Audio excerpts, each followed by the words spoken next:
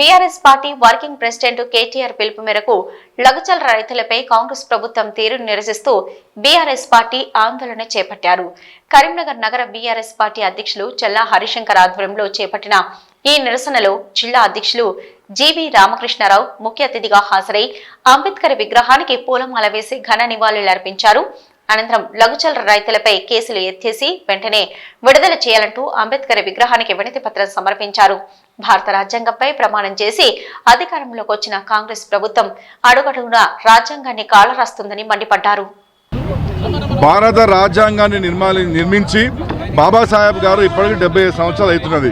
ఈ 75 సంవత్సరాలు అయినప్పటికీ కూడా ఈ రాష్ట్ర ముఖ్యమంత్రి రేవంత్ రెడ్డి గారు ఇదే పవిత్రమైనటువంటి రాజ్యాంగం మీద ప్రమాణం చేసి రాష్ట్ర ముఖ్యమంత్రి ప్రమాణ స్వీకారం చేసి అన్ని వర్గాల ప్రజలు మంచిగా చూసుకుంటామని చెప్పి వారు ఏదైతే మాట ఇచ్చిందో ఆ మాటను తప్పి ఈరోజు దళితుల గిరిజనుల పట్ల అనుచిత చేసుకుంటాం, వాళ్ళ పైన కక్ష సాధింపు చేసుకొని వాళ్ళని చాలా అన్యాయానికి గురి చేసి వాళ్ళ బాబాసాహెబ్ గారు రచించిన రాజ్యాంగాన్ని ఇవాళ అవమాన పాలు చేస్తున్నారు.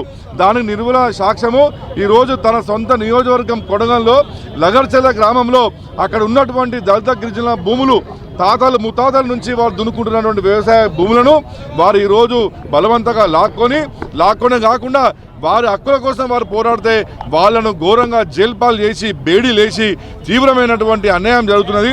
మరి నిన్నగాక మొన్న కూడా ఒక గిరిజన రైతు ఆయన గుండెపోటు వచ్చింది చెప్పి హాస్పిటల్ తీసుకుపోయేటప్పుడు ఆయనకు బేడీలు కట్టి హాస్పిటల్కి తీసుకునే సంగతి మనం చూసినాం.